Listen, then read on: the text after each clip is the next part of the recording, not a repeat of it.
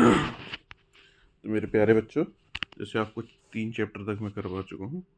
आज चौथा चैप्टर बहुत इजी चैप्टर है। डेटा मर्जिंग इंपॉर्टेंट भी है, इसमें कुछ क्वेश्चन जेड स्कोर वगैरह अच्छे बनते हैं। तो डेटा मर्जिंग क्या होता है? जब दो या दो से अधिक डेटा को आपस में हम कंबाइन करते हैं तब क्या होगा? डेटा मर्जिंग होगा। तो it is combination of more than two data, two और मोर देन टू डेटा। ठीक है, तो ये क्या होता है? सपोज टू अलग अलग सोर्स हैं। एक आपका स्टूडेंट का डेटा है, दूसरा आपका टीचर का डेटा है। दोनों को अगर आप एक साथ कंबाइन करके एक ही जगह लिखना चाहते हो तो कैसे आप कंबाइन करोगे? या फिर आपके पास स्टूडेंट का क्या एक लाइब्रेरी का रिकॉर्ड है, एक आपका क्लास का रिकॉर्ड है। दोनों को आप जब आपस में कंबाइन करोगे तो वो क्या होगा? डेटा मर्जिंग हो जाएगी। ठीक है, और डेटा मर्जिंग मेनली 3 टाइप की होती है। सबसे पहले क्या होगी? 1 to 1 हो जाएगी। ठीक है, फॉर एग्जाम्पल ये सबसे सिंपलेस्ट टेक्निक होती है, एक की कॉलम के थ्रू होता है। फॉर एग्जांपल दो हमारे पास टेबल है, एक एम्प्लॉय टेबल है, दूसरी कॉन्टैक्ट नेम थ्रू है। एम्प्लॉय टेबल में एम्प्लॉय आईडी होगी, लास्ट नेम होगा, फर्स्ट नेम होगा। और कॉन्टैक्ट में क्या होगा? उसके एम्प्लॉय आईडी होगी, सिटी होगा और फ़ोन होगा। जब हम दोनों को आपस में कंबाइन करेंगे तो एम्प्लॉय आईडी एक साइड में, लेफ्ट हैंड साइड में लिख देंगे और उसके करस्पॉन्डिंग यहाँ पे उसका एम्प्लॉय का name, last name, first name, city, phone number सब कुछ आ जाएगा। ये होता है आपका 1 to 1। दूसरा हो जाएगा इसमें 1 to many। 1 to many में क्या है आपका? सपोज टू स्टूडेंट है, स्टूडेंट की आईडी होगी, स्टूडेंट का फर्स्ट नेम होगा, लास्ट नेम होगा। अब लेकिन उसी स्टूडेंट के नाम पे ना लाइब्रेरी में बड़ी सारी बुक इशू हो सकती है, एक से ज़्यादा बुक इशू है। तो ये क्या होगा? 1 to many, मतलब एक स्टूडेंट के पास नाम तो एक होगा लेकिन क्या होगा? वहाँ पे उसको बड़ी सारी बुक्स वहाँ पे मिल जाएंगी। तो जब इस टाइप का जो कॉम्बिनेशन होता है लाइब्रेरी और बुक्स का, तो ये होगा 1 to many ज्वाइन हो जाएगा। मैनी टू मैनी ज्वाइन है ना, थोड़ा सा टिपिकल पड़ता है। लेकिन इसमें क्या, जब दोनों टेबल के पास आपका बहुत सारा डेटा होगा, फॉर एग्जांपल जब दोनों टेबल के पास ना बहुत सारा डेटा मिलेगा आपको, इधर स्टूडेंट्स के पास भी काफ़ी सारा डेटा होगा और उसके उधर आपको जो दूसरी आप टेबल बनाओगे प्राइमरी की या फॉरेन की से जोड़ते हैं। तो मैनी टू मैनी रिलेशन में क्या होगा? प्राइमरी की या फॉरेन की से हम जोड़ेंगे, जिसमें ना एक से ज़्यादा डेटा दोनों आपकी टेबल में मिलेगा जो आपको ज्वाइन करने के काम में आएगा। जैसे आपका यहाँ पे स्टूडेंट टेबल है और इनरोलमेंट है और आपका कोर्स है। तो इसमें इनरोलमेंट में क्या होगा? एक बच्चा है ना एक से ज़्यादा कोर्स में भी इनरोल हो सकता है और कोर्स के पास एक से ज़्यादा इनरोलमेंट आपके मिल सकते हैं। ठीक है, तो ये आपके मेनली 3 टाइप के मर्जिंग है। तो मर्ज जो होगा आपका 3 टाइप का होगा। सबसे पहले कौन सा? 1 to 1 होगा, दूसरा कौन सा? 1 to many होगा, तीसरा आपका मैनी टू मैनी होगा। तो ये चीज़ आपको ध्यान रखनी है कि डेटा मर्जिंग कितने टाइप की होती है? हमारी 3 टाइप की, 1 to 1 होगी, 1 to many होगी और मैनी टू मैनी हो जाएगी। ठीक है, चलो आगे चलते हैं थोड़ा सा। जेड स्कोर क्या करता है आपका? कि मीन्स एक वैल्यू होती है कि मीन से हमारा कितना डिस्टेंस है। ठीक है, वो क्या फाइंड आउट करेगी? हमारा जेड स्कोर फाइंड आउट करेगी। अगर जेड स्कोर हमारी एबव की मीन है तो जेड स्कोर क्या होगा? हमारा पॉजिटिव हो जाएगा। अगर बिलो द मीन है तब क्या होगा? हमारा नेगेटिव हो जाएगा। देन तो पॉजिटिव के लिए क्या होगा? जेड स्कोर हमारा पॉजिटिव है तो वैल्यू क्या हमारी मीन से ज़्यादा होगी, और अगर नेगेटिव है तो क्या होगी? वैल्यू हमारी मीन से कम होगी। ठीक है, तो इसका जेड स्कोर कैलकुलेट करने का फॉर्मूला क्या है? जेड इक्वल टू में एक्स माइनस म्यू अपॉन में सिग्मा आपका। तो एक्स हमारा रॉ स्कोर हो जाएगा और म्यू क्या हो जाएगा? पॉपुलेशन मीन हो जाएगा, और सिग्मा क्या हो जाएगा? पॉपुलेशन का स्टैंडर्ड डेविएशन हमारा हो जाएगा। ठीक है, तो यहाँ पे आपको तीनों वैल्यू मोस्टली पेपर में दिए मिलेंगी। रॉ स्कोर आपका जो दे रखा होगा, जैसे for example Z square for 12 kg। ठीक है, तो ये क्या हो गया? हमारा रॉ स्कोर हो गया। और यहाँ पे आपको पॉपुलेशन मीन आपको बता रखा होगा। यहाँ पे पॉपुलेशन मीन कितना आपका 10 है और स्टैंडर्ड डेविएशन कितना हो गया आपका? 2 हो गया। तो ऐसे ना इसको निकाल सकते हैं। इसके बाद आप यहाँ से बड़ी इजीली आपको निकाल सकते हो। तो इसका इंटरप्रिटेशन क्या होता है? ये कहता है कि आपको ना कि जो वैल्यू है हमारी नॉर्मल रेंज में है या फिर नहीं है। तो प्रोबेबिलिटी ऑफ वैल्यू कि अगर probability of value occurring in normal distribution.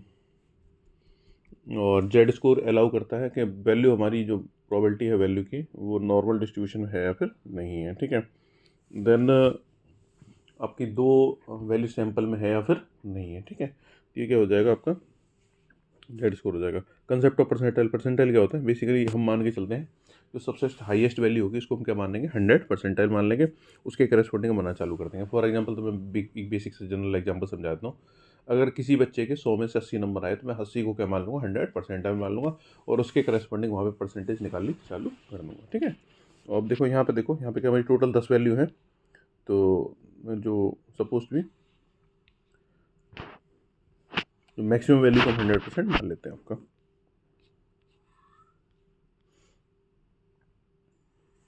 Data set को हमने असेंडिंग ऑर्डर में कर दिया, ठीक है।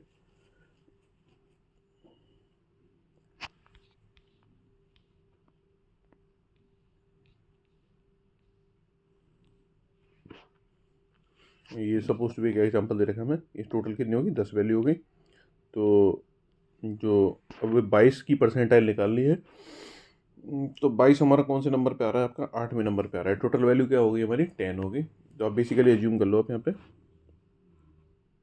ठीक है। 22 हमारा जो टोटल है,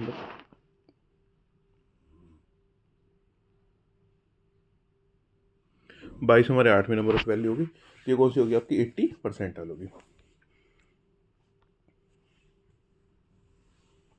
अच्छा, उसके बाद आता है परसेंटाइल, मतलब हाईएस्ट वैल्यू को आप 100 मान लोगे।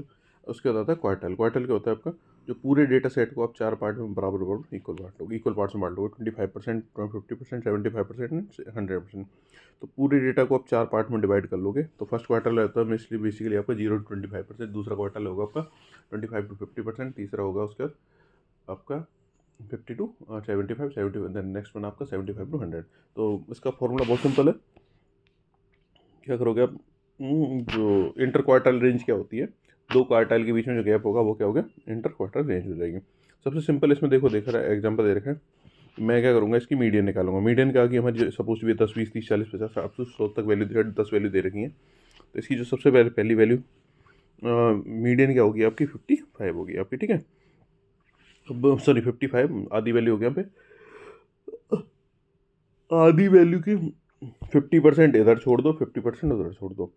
इसकी जो बीच की वैल्यू होगी आपकी, इसकी हो जाएगी 30 हो जाएगी, और इधर जो वैल्यू निकालोगे वो हो जाएगी 80। तो पूरी वैल्यू आपकी 3 रेंज में, ऐसा आपकी 4 रेंज में डिवाइड होगी, 10, 20, 30, 40, 50 और 60, 70। तो ये बेसिकली आपके 4 क्वार्टाइल बन गए, पूरा 3 क्वार्टाइल बन गए आपके, और आपको 3 आपको 4 में आपको डिवाइड करें। इंटर क्वार्टाइल रेंज क्या हो जाएगी आपकी, सपोज टू आपको निकालना है Q3 माइनस Q2, देन क्या हो गया आपका Q3 माइनस Q1 निकालना है, देन क्या हो जाएगा आपका 80 माइनस 30, ये कितना हो गया 50। आपका यहाँ पे इंटर क्वार्टर रेंज आ गई आपकी। यहाँ पे डिसाइल क्या होता है, डिसाइल होता है आपका पूरे डेटा को आप 10 पार्ट्स में इक्वल इक्वल डिवाइड कर दोगे। ये बहुत ज़्यादा सिंपल है, इसमें कुछ ज़्यादा कुछ नहीं करना डिसाइल में। सपोज टू आपका एन, इसमें फॉर्मूला है आपका DI=I×n+1/10th डेटा आपका, ठीक है। तो देखो एग्जाम्पल से बड़े अच्छे समझ में आएगा आपको। जिससे ये एग्जांपल दे रखा है आपको, 23 डेटा वैल्यू दे रखी है, उसके करस्पॉन्डिंग यहाँ पे डेटा आपको दे रखा है। तो सबसे पहले D1 जो निकालना होगा, 1 × n+1 divide by 10th data आपका। तो